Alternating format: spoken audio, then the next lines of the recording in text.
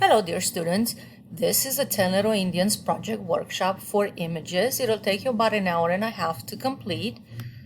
Again, just like our last workshop for the project, this has two parts, part 1 and part 2.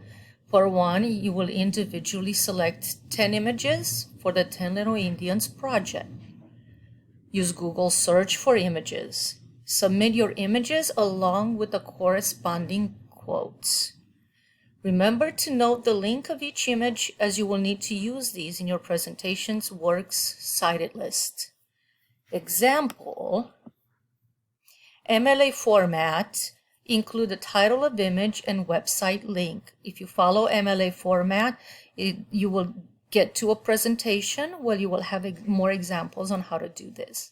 Here there is a picture with horses, Native Americans on horses, and colonials on horses as well. This is a powwow with Cheyennes. Part 2, peer review. You will be assigned 3 classmates to review their images and quotes.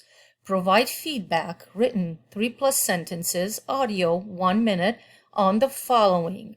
If the quotes fit with the theme of the short story selected, if the images represent the quotes selected, if the images are formatted correctly using MLA, point to any issues but do not correct them, as this will be done by the student.